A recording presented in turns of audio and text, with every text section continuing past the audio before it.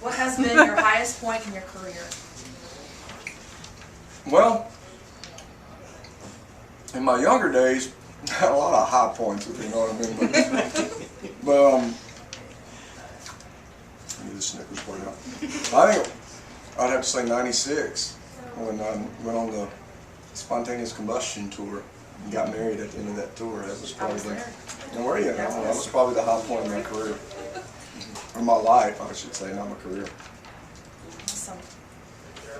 When did you know you wanted to be a country music singer, and how did you get started?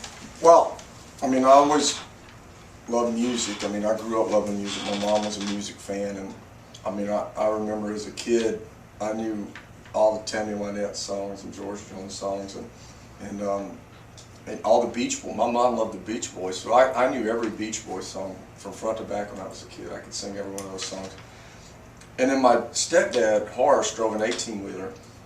And I remember being 4, 5, 6 years old, riding in an 18-wheeler, hauling cottonseed across Louisiana and Texas, and listening to 8 tracks of Charlie Pride and Charlie Rich and Merle Haggard, and singing at the top of my lungs all those songs. So I always loved music and always sang and stuff. But when I got into college, I thought I was going to be an athlete, and then I got into college and joined a fraternity and started drinking a lot of beer, so that sort of ruined my athletic career. But I bought a guitar and started teaching myself to play, and by the end of the first summer of college, I had about 50 or 60 songs that I learned, and I started playing for tips, and I was hooked.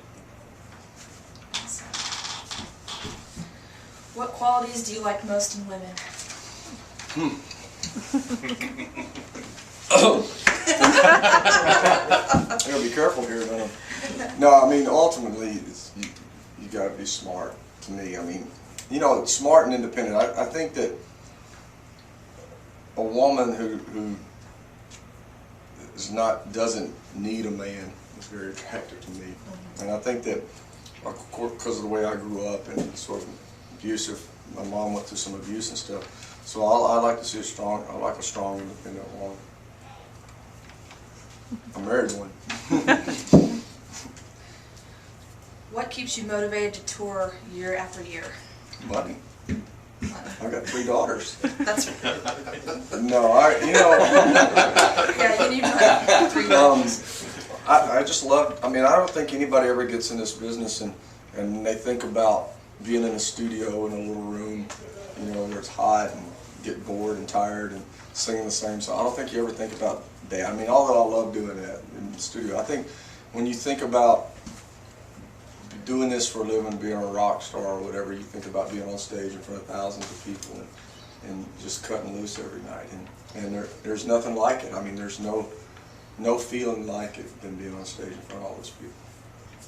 It's addictive. It's hard to walk away from. Of all your work in both music and movies, what are you most proud of? Professionally, you know, it's tough. I've been very fortunate. I've had a lot of great songs and great albums. I think one of my, I won't say proud, one of my fondest memories, I think, is the first Dance Hall Doctors album, which is still one of my favorite albums, the first album I did with my band. But we went up to Allaire Studios in the mountains up around Woodstock in upstate New York. And we spent 2 weeks there recording.